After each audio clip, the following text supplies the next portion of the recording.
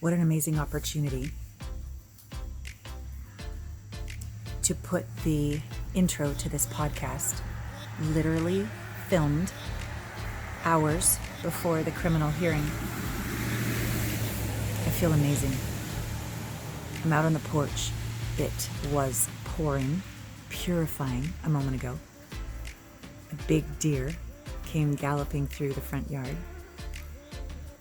I've been receiving tons of voice messages and texts from my friends, my colleagues, my mentors. A little bird just came to say hi. God, I'm proud of myself. I am justice. I speak truth. I stand up for myself. I've already succeeded in getting a criminal protective order in writing yesterday, so I don't have to convince the judge to give me a criminal protective order. I will be asking for financial, I think they call it restitution, for the over $20,000, $25,000 I've spent on my PTSD healing over the last year and a half. I will be asking for the highest of anger management so that I'm protected and whoever he's with now is protected. And there's something very full circle about being cross-examined by opposing counsel. My God, it's been a long time, maybe 15 years since my custody battle, where I was so wobbly and so shaky and so not owning of my power. My God, even when I met my ex, I was not owning of my power.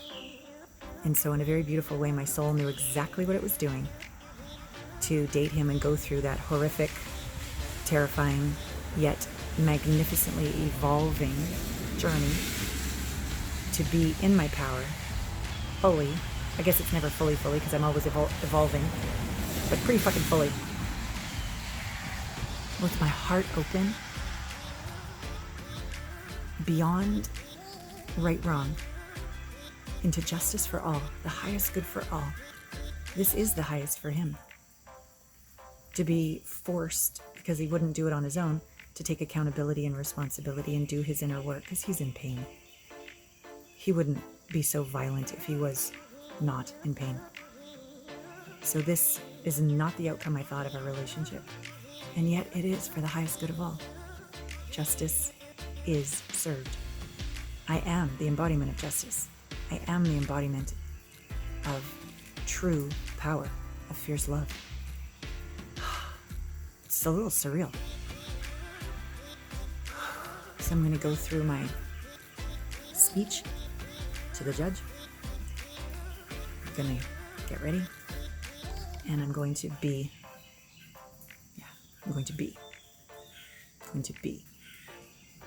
Thank you for being on this journey with me, and may you enjoy this podcast about power. I love you and thank you. Welcome to Intimate Conversations, Soul Medicine. Intimacy is an inside job. Hello and welcome to another episode of Intimate Conversations, Season 11, Soul Medicine. I am your host, Allana Pratt. And today we're going to be talking about power, soul purpose, and sexy confidence. I like to begin with definitions around what I'm speaking about. So let's go into this about power. I know we all know what it feels like for someone to force us into something or to be forceful. It doesn't feel good on either end. And yet power is more innate, something different. So definition-wise, power, the ability to do something or act in a particular way, especially as a faculty or quality, the capacity or ability to direct or influence the behavior of others or the course of events. So I was looking back, there were certain memories I had of force, that's for sure, but like, where were the memories of power? My first memories of seeing somebody that was powerful. It almost had the energy of like magic. And we had a cabin out at the lake. My mom was a teacher. So we'd spend the entire summer out there. Dad would come out on the weekends, but she was out there with us all the time. and encouraged us to get to know our neighbors. There was one family, and their sons were all older than me, so not quite an adult, but an older child, I would say. And he had special needs, and I could tell he was maybe on the spectrum or what have you, but he had this incredible power to be with animals. And I used to like collecting lizard tails. But for the life of me, I couldn't get one of those damn chipmunks to get a peanut out of my hand. They would always run away. But this man, he was so calm and so welcoming and so safe that he would put a peanut on his hand, and these little chipmunks would take it out of his hand. I was mesmerized. I thought, he's so powerful.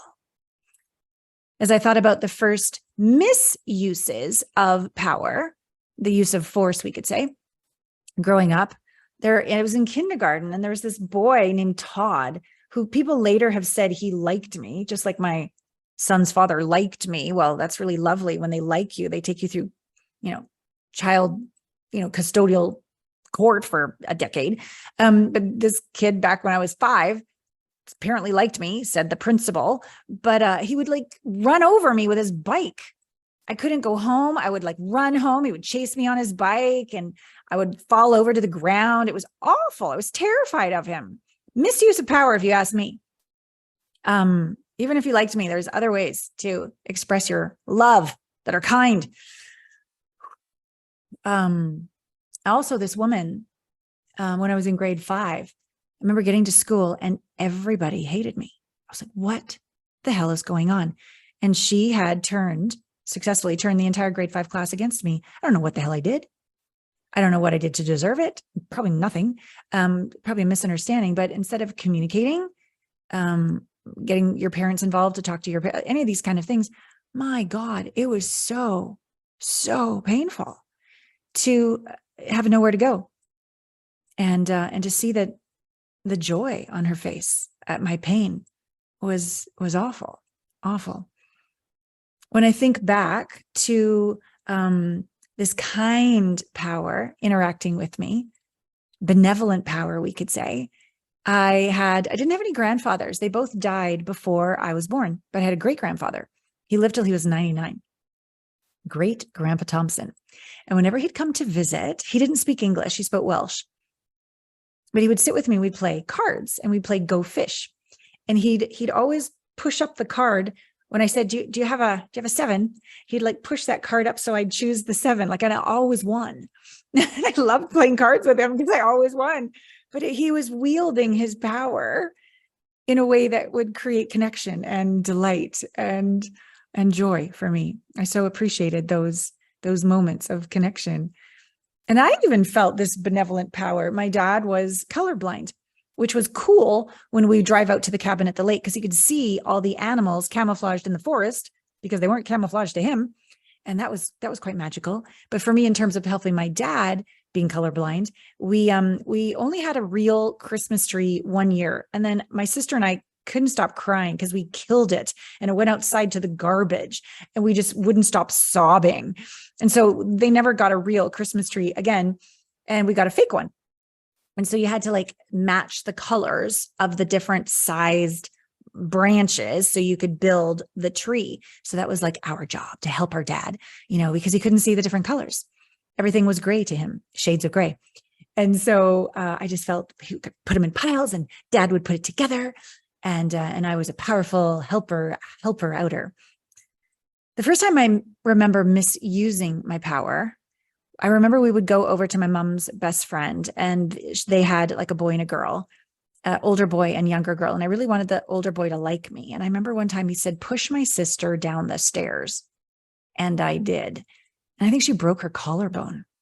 I felt horrendous, but I was too scared of his abuse or him not liking me that I really misused my power. And I just remember feeling so awful, but so awful that I couldn't feel how awful I felt. So I think that was one of my first disassociative solutions as I was little. I also remember unknowingly misusing my power. I wanted my sister to like me. And so I was very clever at getting the sprinkles for the cake sprinkles, and we would hide down in the laundry room and eat them. And then one day I was like, oh my God, the Flintstone vitamins, they taste pretty good too. So there we were eating cake sprinkles and Flintstone vitamins, like the whole bottle. And my parents found out. And I remember them saying, you could have killed her. We're going to take you to the hospital and pump your stomach. Buzzkill. I felt like a murderer. They didn't end up taking us to the hospital. And I think our pee and poo is very strange smelling and textures for a while, but we lived. But I remember, so sometimes I can have the best of intentions and just really fuck something up. So then as I grew older, I began to experience and learn about, the difference between feminine power, masculine power. And I'm sure we don't need to go into the misuse of feminine power or the misuse of masculine power, like toxic femininity, toxic masculinity. So in terms of more of the positive version of power, feminine power, I remember the first time I was a dancer in Japan. And I had never wore a G-string in my life. So that was like my first contract. Oh my God, my bum is hanging out. Everybody can see. Well, then one of the next contracts, it was a topless contract. And I thought, well, no one's going to know, so it'll be fine. And I was dancing with all these drop dead, gorgeous girls from the Moulin Rouge and the Lido and Crazy Horse, etc. And they said, and I was the youngest by far, very naive. And they're like, Allana, the man likes it when the woman touches the woman. And I'm like, really? And so we were dancing to 9.5 weeks underground train. We wore these very ripped jeans, no shirts, and like a blue cross, very Madonna, sequined cross. And we would spray our hair and our bodies with water. And it was very, very dark. And it was only like blue ice. Is that what it's called? Blue ice. So it was just wafting around. And the stage was entered from this spiral staircase from the change room above. And Frederique went out first, and she did this layback over the top of the spiral staircase. And my job was to put my hand down her belly, through her breasts, to her neck, and look her right in the eye. I'm like, okay. And so I did that. There were hundreds of people in this club. This club was hot. Like Duran Duran would come, and the Rat Pack would come, and Taka Hanada and all the big sumo wrestlers would come. It was loud. There was lots of waitresses and hostesses and all the things. You could hear a pin drop when I did this. And I'm like, oh my God, power. I think I have feminine power. I think I have sexual power here. That was a big old wake up call. And I would say another very unrelated, but feminine power, if we talk about feminine being alluring, welcoming, inviting, but also allowing and surrendering and truly, bravely letting go of control. I remember when I made the decision to allow my son to live with his dad so that a lot of carnage that was going on would stop. It was the only thing I hadn't tried. I had never tried letting go. I had tried being in action, more of my masculine power, every single workshop under creation, every therapist there ever was. But what I hadn't tried was surrendering and letting go. And I remember it feeling light and expansive in my body while my heart was completely breaking, but knowing that this is the path of a queen, a goddess, a divine mother. That's how powerful surrendering with our feminine power can be. Masculine power, directional, penetrative, we're going to make something happen, leadership. And so I remember when I decided to leave Canada, quit college, hop on Uncle Phil's 18-wheeler semi, make it in Hollywood, although I failed, but then I went to Tokyo, made it there, etc. Then New York, then LA, you know the story. And so I believe it was my brave masculine power, a willingness to show up, step up, and go for it. And even when I failed so many friggin' times, but I just kept going. I was a little ever-ready bunny. And I remember some moments where I took the moment to go, oh my God, I'm doing it. It's actually really happening. As I would go through the subway every single day to work. I would teach English, and then I would dance in shows at night and model during the week as well. And I'd done this modeling shoot. And sometimes it's very similar to what we're dealing with right now with the writer's strike and the actor's strike. And same with modeling. You could do a job And then you would get paid for the job, but every single time they would reuse that photo, you would get paid. Or you could do these jobs where you do a whole photo shoot and they paid you quite well. However, they could sell all of those photos and be used as many times as you wanted. And so I decided I would do one of those shoots. And in Japan, they have these monkeys at one of the temples. Nakano, I can't remember where, but see no evil, hear no evil, speak no evil. And I had done that with my hands and my face. And there I walked out of Shibuya Station. And Shibuya Station had, at the time, I don't know, 14, 15 million people go through it every day. A lot of people. And as I walk out, there's a humongous billboard. You know how it turns 3 times? It was me. Speak no evil, see no evil, hear no evil. I'm like, oh my God. I was like, wow, I showed up. And there I am. It was amazing. Another time coming home from a modeling job, the last train home at night. So there's hardly anybody on the train, on the subway, just 3 schoolgirls way down on the other end and me. So I got on, I sat down, I looked up. Every single picture on the subway was me. And there was no one to tell. I had my 15 minutes of fame all alone. But I was kind of making eyes over at the 3 schoolgirls. They're like, oh, sugoi. And so they had little scissors in their little pencil case, and they got up and they cut one down for me and they cut one down for each of them. And I signed it like I was a superstar.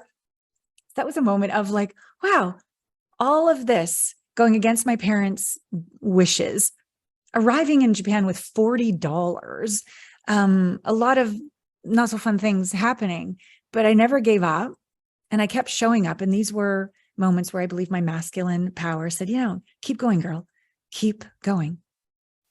So, taking a sip of my witch's brew, where do I feel most powerful now?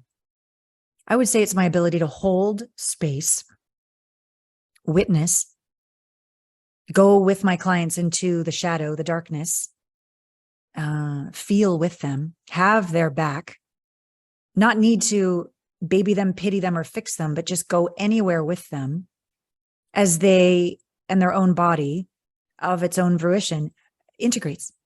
And they come back to wholeness, to 0 point, to calm, to this embodiment of self-love and freedom. It is the greatest honor. And I know from my own work with my own facilitators, my body and my being will only surrender to the degree I feel held by that practitioner. If I'm going to do something that triggers them, I know not to let go. I can sense that. So the benefit of all the work that I've done on myself is I'm able to hold impeccable, deep, both kind of like a combination of my masculine unwaveringness and my feminine soft receptivity. Whatever you got, I'm right here with you. It is so fulfilling, so fulfilling. And so that's one way of my power now. But another way of my power is my vulnerability. Just yesterday at the pre-recording of this podcast, there's criminal court after 20 months is on Friday. And I figured I'd done all my integration. I've been at this for 20 months. I'm clear. I'm in gratitude. I'm in forgiveness. I'm in justice. I'm in a great space until I talked to the prosecutors yesterday, right before my group coaching call. And they were right now, and they wouldn't stop. And they were saying a lot of things that did not align for me. And I didn't feel they had my back. And I needed to request another call. So anyways, I got on my group coaching call and I personal growth practitioner. I said, please take everybody through a guided meditation. I need to go to the bathroom. I need to finish talking to the prosecutors. And I came back and I wasn't present. I was still triggered. And so she finished this really, really lovely meditation. And so I said to everyone, I go, so I could just like pretend I don't feel how I feel. I could put sprinkles on top of the ice cream cone of shit, or I could show you how I self-process, and you could witness this as a window, a transparent window into me, and then I'll be present, and then we'll continue with the call. And so I did this process where you go from thought to emotion, back and forth and back and forth. And I fucking let it rip like carnage, like sobbing and screaming and letting it all out, not 99%, 100%. And within about a minute and a half, I was back to the physical emotions of embodied calmness, stillness, home. And the thought, it was just calm. It was like either still or just like, and so it is. And then I opened my eyes and I said, I have all these questions that I was going to ask you today, but I think a better question is, how was that for you? What's true for you? What's arising in you watching me do that? And at least 3 out of the 10-ish or so that were on the call were in tears, saying, oh my God, you just showed me what full self-expression, full integration, full vulnerability, and full, processing it back to home, what it looks like. And thank you for being so real and so authentic. And I'm so grateful that they hold me with non-judgment and unconditional love, just like I hold them in non-judgment and unconditional love. And we hold each other and we practice this so that we can be this in our lives for our beloveds, when we're dating, with our children, with our clients, etc. And I really believe that this is a form of power. Being a role model of what it looks like to be absolutely in my masterful coaching skills, and simultaneously, or not simultaneously, but like, and the opposite side is showing my deepest rage, fear, unfairness, unkindness, all the feelings, all the way back to home. And we all have that capacity. And I'm blessed to be able to create Allana Pratt method processes around this, be able to private coach and group coach and coach at my retreats, people in real time with what's going on. Because there's no need for any of us to hold on to any of these painful emotions inside of us that make us sick, that take us out of the present moment, that make our hearts close and do not allow us to be exuberantly all that we are, and really cut off our capacity for empathy with others. And it makes us shut off. We just don't know how to feel all the pain on the planet. And we can feel through the pain. I don't think we can hold it all. But if you think of yourself as like a figure 8 and you're experiencing the pain of the universe, of the planet, and you let it wash through you and you integrate it and then you let it go, that is how we can, I believe, be here and be present and continue to show up and give our gifts. And the other side of that also is orgasmic. Like if we can only just a little bit be with an orgasm and try to hold it, it's gonna like, it shuts off this incredible bliss. But if you can again feel through this incredible rapture and orgasmic energy and let it move and let it have its way with you, that my experience anyways, is the orgasm can continue and continue and continue. And I really want to give a shout out to someone I'm going to ask back on the podcast. Right when the assault happened, I interviewed Kim Anami, and she rightfully so says that sexual energy is healing. I just had to first go through my PSI, my psychedelic somatic integration, because I wasn't even in my body. I didn't know that. But I didn't know I couldn't feel my labia, my vagina, my gut, my glutes. I didn't know I could feel all that. So I'm so glad now that I'm doing her course and that I'm able to feel vaginal orgasms for the first time in my life that go on. And all the work that I've done with PSI and coaching for the last 20 years, I believe has allowed me to feel this level of bliss. And I still haven't had a cervical orgasm, but let me tell you, I'll let you know on this podcast when I have, if you don't hear me from wherever you are on the planet. So we can feel through the deepest loss and pain and not hold, but feel through. And we can feel through the most exquisite rapture. And to me, this is being alive and allowing that to evolve us into more of us. More resilience, more receptivity, more bravery, more surrender, more of us. So as we talk about this power and how this now connects to our soul purpose, I believe when we're in our soul purpose, it's a blend of all of our powers, our masculine and feminine energies or powers, because we're really in this noble alignment. We're allowing the energy of life to pulsate in, as, and through us so that we can give what's unique to us, like our unique genius, our unique gifts. We don't need to compare ourselves to others. It's what's true for us, what's unique about us. And we begin to, when we live our soul purpose, it really takes the energy of, oh, this is my job. No, it's not a job. It's your soul purpose. It gives you life. You can't not do it. And it's not a job description. It's how you be on the job, but it's also how you be when you interact with people at the grocery store. It's your ability to know what's true for you and say thank you, but no thank you if it's not aligned with your soul purpose. It gives you the ability to not worry about rejecting another or fear of disappointing another, because you're acting with this soul purpose, which is love. And so if they don't get it or agree with it, that's okay. It's none of your business. Just bless them and love them and continue to live your purpose, soul purpose as love. And it allows us to live without apology as well. Not always, oh, how are you going to take it? Do you agree? Do you disagree? Is it palpable for you? Soul purpose is like, just like press your love, your light, your purpose into the world with your heart splayed wide open. And again, I've been at this for 20 years. I am still such a student. I really thought I was taking up space with my soul purpose. I mean, I've got millions of viewers on YouTube and 6 books out there and a beautiful family of clients. And you'd think I was fully living it.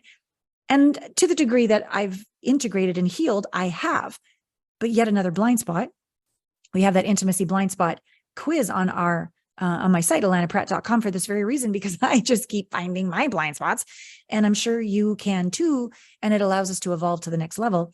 So when it comes to soul purpose, the last time I found a blind spot of mine, I had been going to my acupuncturist back in Wyoming for a good year and a half. And she was studying this equine body, mind, spirit, horse whisperer stuff.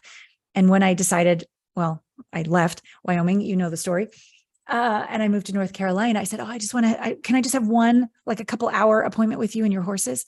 And she taught me first to take a rope and just kind of go back and forth. We grounded, we brought in energy from above and from Mother Gaia into my heart, into my solar plexus. And I just moved this little rope back and forth. And I'm like, okay, this is boring. This is not going to go well. But then it got good.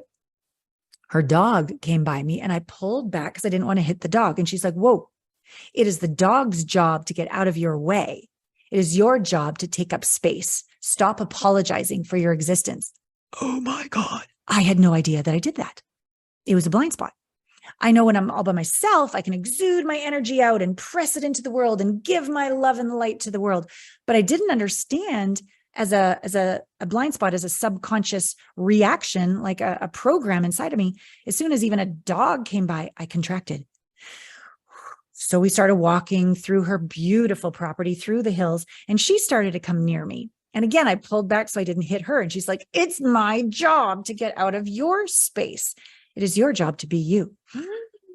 So we were on the top of the mountain and she started to be this predator energy. And she asked me, not with my rope to push her back, but with my energy. And it just, all of these, flashes of being assaulted came back and back from my last relationship. Like I would contract in terror and not take up space so he didn't get upset. And as a result, that, what do we say? A shield begets an attack. It was almost like I invited that predatory energy by not taking up space, and I didn't even know I was doing it. And so I was sobbing on the top of this mountain as I was pressing my energy out until she backed the fuck off. And she's like, okay, good job. Now you're ready for the horses. So down we went to visit her amazing horses, which are so perceptive.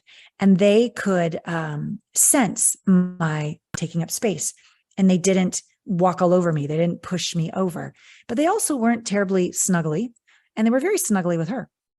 So we sat down and she's like, what's going on with your heart? Because you need to find a blend, as I was saying, soul purpose, a blend of your masculine and feminine energy. So let's say my masculine was now willing to take up space, even if someone didn't like it. Okay. Or even if someone got quote unquote hit with the rope and they had to learn about my boundaries. So the feminine part was more about this receptivity. And it was, I was closing my heart. I was going through very difficult financial times. I think, from a past podcast, I almost went bankrupt, had to shut down 2 companies, debt consolidation. It was just really gnarly to watch when I had that same wound of overgiving to everyone else to my own detriment. I had structured my entire businesses lopsided, and I needed to redo the whole business and start from scratch in a more balanced, aligned place. And so I was still feeling shame, a lot of shame about that. And she said, "What does your heart need?" And I said, "Not compassion, not forgiveness. I've done that. It's not enough. I need mercy, mercy." And so she's like, "Pour mercy into your heart." And as I began to, and again, crying on this beautiful land, one of the horses started to come over to me. And I'm like, she goes, "Here's your sweet spot. This is your new practice. Can you be the queen of mercy, heart wide open, pouring mercy into your own, simultaneously taking up space?" And as I practiced with the horses, it was exquisite because they were such an instant reflection of where I was energetically in my power and soul purpose. And so as we move on finally to the conversation about in our conversation together today, I also believe sexy confidence, blend of our masculine and feminine energy. A blend of masculine and feminine equals our sexy confidence. Because when I'm totally in my power, I'm not attached to the results. I don't need to control anybody. I feel sacredly sexy. It makes me quite the vortex of playfulness and invitation. I have this experience of being confident from the inside out for no reason. I don't need your approval. I don't need to control you. I'm just happy having pleasure inside of my body. And there's a potency to choose, a potency to be, a potency to show up and engage, where I know that no one and no thing and no circumstance can take away this potency that is me. And that makes me feel unstoppable. And so I feel like delicious, alluring, and unstoppable all at once. And I think this is true, sacred, sexy confidence from the inside out. It's basically saying, you like me, great. You don't like me, great. None of my business. I'm just here to be love, to be the embodiment of this delicious love of being alive in my body. And so a little story about that. My latest photo shoot, the website got put on hold during those financial bumps there for a bit, but we're getting back on track here, and it should be launched in the next couple months. And the photos we had been using up until recently were photos from the last photo shoots in Canada, or before that down in LA. But I decided I would get new photos, and this wonderful photographer, I think I'm going to have him on a podcast or certainly an IG Live in the future. And he's been on my list for, I don't know, like a long time, like a decade or so. And he always responds with just lovely things when I'll say, put out a video or what have you. Very conscious man, has a podcast, all etc. But he photographs in general musicians, Jewel, Sheryl Crow, Pink Floyd, Led Zeppelin. Like, oh my God, he's incredible in his use of light. He's sort of like Rembrandt through the camera. And so I asked him, how much would a photo shoot be? And how much would a half-day photo shoot be? And I'll drive to Nashville, where he lives. And the photos were amazing. And he was such a great guide for me, because I was still doing a little bit of my unknowingly, again, another blind spot, a little bit of my coy thing. And I know what angle is good for my face. I've modeled for years and years. And I would sort of put my head to the side or put my head to this side or laugh, ha, ha, ha, do my sort of thing. And he's just so direct. He's like, "Just look at me straight on and cross your arms." And I was like, oh. And I just felt all of my energy align. And the photos, I'm just like, holy fucking shit, the queen has arrived. And he was so helpful in showing me how to be with my body without apology and directly address through the camera the world. They were so great. And I still felt super sexy. And yet this confidence was an embodied presence and unapologeticness and a simultaneous heart openness. All the things I had practiced in my power, soul, purpose, I was now practicing in my power, sexy confidence on camera. We had so much fun, so much fun. So I can't wait to show you some of these new photos. And I really, for those of you that have been following me for a long time, I'm curious if you can feel the difference, see the difference, but can you feel the difference? Because from like photo shoots 10 years ago, there's a few more wrinkles and such. And yet the energy to me is so much more alive and vibrant from having walked my talk and doing this deep inner work. And so it's taken me 15 years to get to this level of power, being on purpose, feeling more sensual and confident than I ever have. And of course, you know me, I'm always a work in progress. We never get there, if you ask me. And so I owe so much of the embodiment of my power to all the coaching that I've done to move through challenges, move through insecurities, move through limiting beliefs, move through blind spots of trauma within my body, all the dance classes and the somatic movement to move through the shame, and to integrate the PTSD into this embodiment of home and wholeness and presence. And I wonder what else is possible orgasmically and creatively and receptively. I don't think that's a word, but receptively. Is that a word? Yeah. How much can I receive? Because I don't need to run away in fear. I can actually be here. I can receive magic and I can give from the overflow.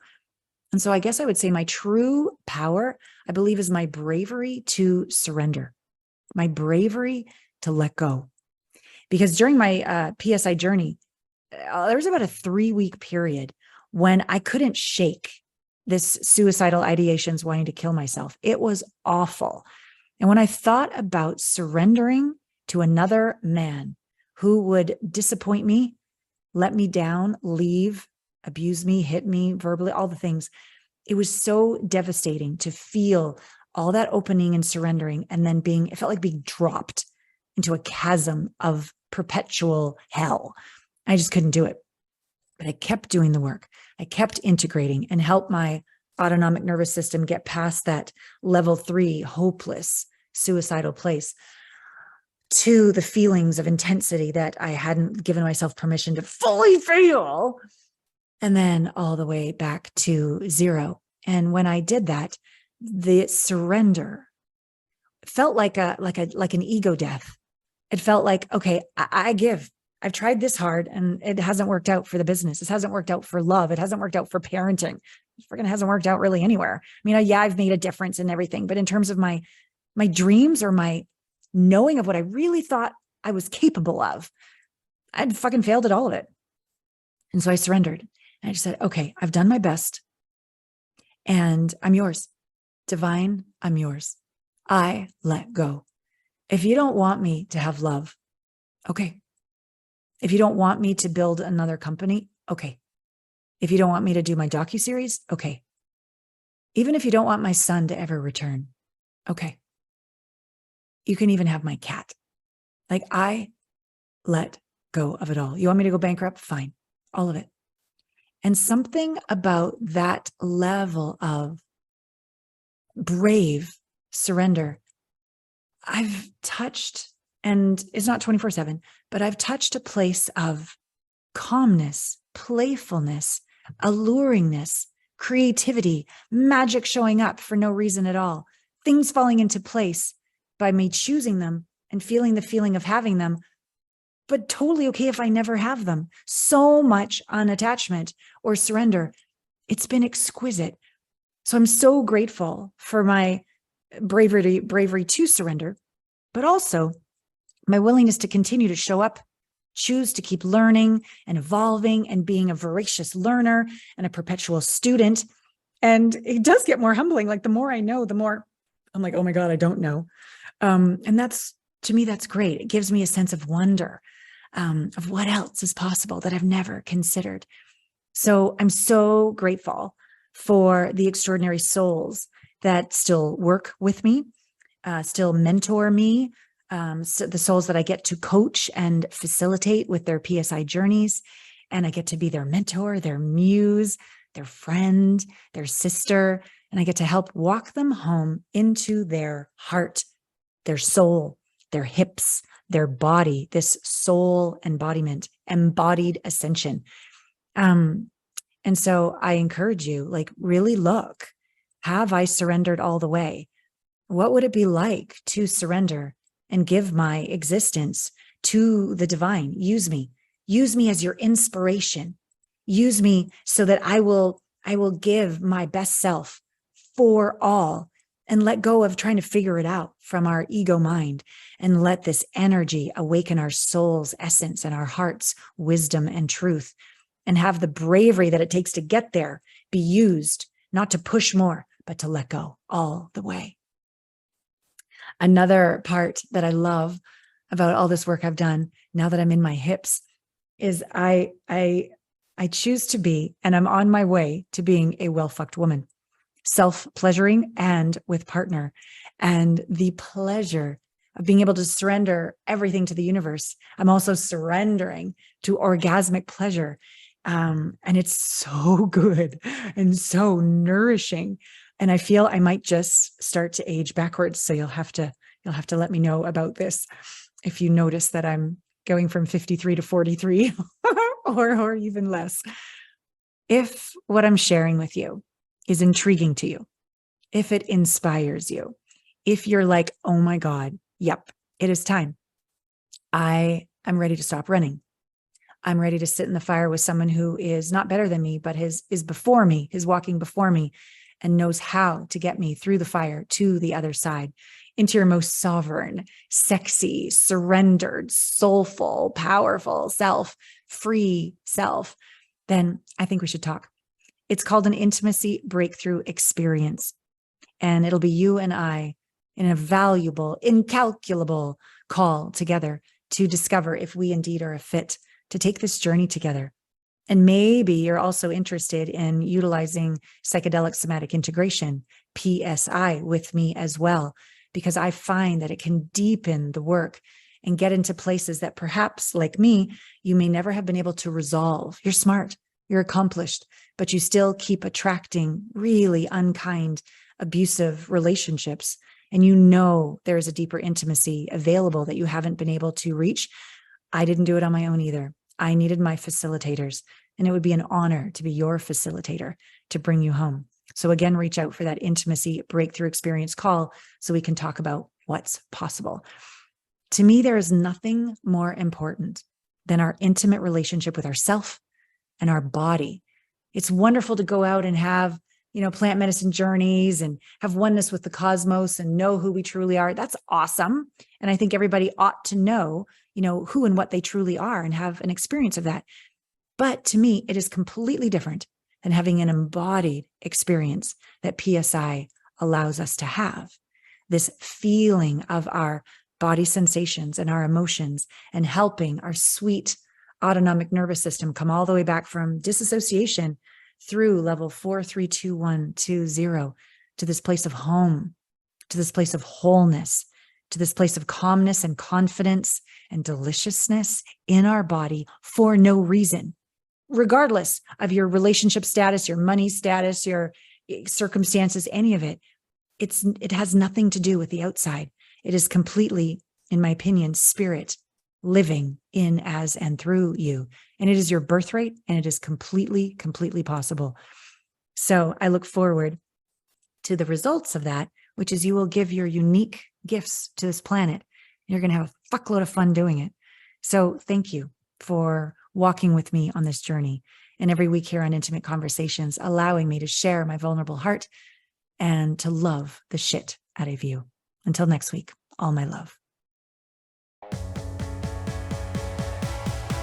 See you next week on Intimate Conversations. Get out there and make love to life. Power. Being in our power. Standing in alignment with our truth. Whether people agree or not. Regardless of the outcome. It's about speaking our truth. Unwaveringly. I did that for the past 20 months. He pleaded not guilty, not guilty, not guilty. And finally, I'm just like, I'm not moving. And he pleaded guilty and was sentenced yesterday. I was attached to the result that we were going to be all done yesterday. And there's going to be another restitution hearing in a week. So I didn't end up having to go through all of the being cross-examined yesterday. So a lot of energy to communicate didn't get out. And I'm still stunned how I don't get it. I just have this like ridiculous optimism for humanity. I just have this maybe crazy enthusiasm that like, will I grow? Won't other people grow? No. Amazed, but I really shouldn't be amazed. How he's still blaming, condescending, unwilling to take responsibility, accountability.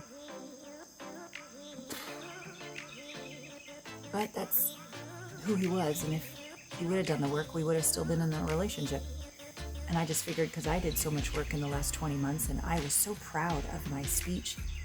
It was factual, it was honoring, it took the high road. I didn't do any passive-aggressive, throw him under the bus. But he did. But I can still look back and be proud of how I showed up and what I asked for and why. And so that's what I'm processing today, is some people just don't grow. Some people just won't evolve. Some people just won't take accountability and responsibility unless they're forced to, and not a millimeter more. And I think back to where I didn't want to take responsibility. Like when I was really little, I stole the cinnamon candies from the corner store, and my mom found out. She marched me back there, and I had to own it. I had to take responsibility. I had to make up for the damage done. I hated it. But it taught me a really great lesson, and I learned to do that. To sit in the fire, to feel my discomfort, to forgive myself, to clean up my messes, all that stuff. Some grown-ass adults still don't do that. And I mean, I'm not perfect or anything, but that is definitely a value and tenet I live by. And it allows me to sleep at night. And it allows me to love myself and forgive myself. And it allows me to keep evolving and have graciousness with my clients. And so I'm going off this weekend. Not very thrilled with what happened in court. Grateful that it's guilty of criminal assault. Just another hearing. Just wanted it to be over. But I'm still proud. It's still a victory. I'm still grateful. I'm still very, very proud of myself. And I'm going into a VIP weekend with a gentleman who is of the evolved masculine, not the toxic masculine, who's willing to take responsibility, who's willing to evolve, who's willing to do the hard work, the really hard work for himself, for his family, for humanity. So I shall focus on supporting his evolution, and I will be grateful that there are men and women who grow and still continue to do my work of allowance when men and women don't, and continue to hurt each other, and learn to be okay with that. I don't like that, I don't prefer that, but that's why I get up every day and do what I do. For those of us that are willing to grow, are willing to evolve, are willing to do what's hard, so that we can do the right thing when no one's looking, and we can stand up in integrity with no regrets and love the shit out of ourselves. In the face of anything. In the face of anything we did in the past, we can still forgive ourselves and grow. That's who I'm hanging out with today. So I'm pretty damn grateful. If you've got something that you're just so fucking ashamed about, you just don't know how to get through it, forgive yourself, you know you're not present, you know you're spinning in your head, you know you're blaming and doing your passive-aggressive thing and trying so hard to look good, but you know that it's a losing battle, it's not sustainable, and you really just want to be free. You really just want to be with a counselor, a facilitator who will not judge you, who totally gets it, who will bow to your bravery, who will empower your evolution, and who will celebrate your courage and absolutely celebrate all the incredible shifts that will occur in your life, romantically, vocationally, financially, health, spiritual connection, all the things. Give me a call, because I would adore the honor of walking through the fire with you to the light.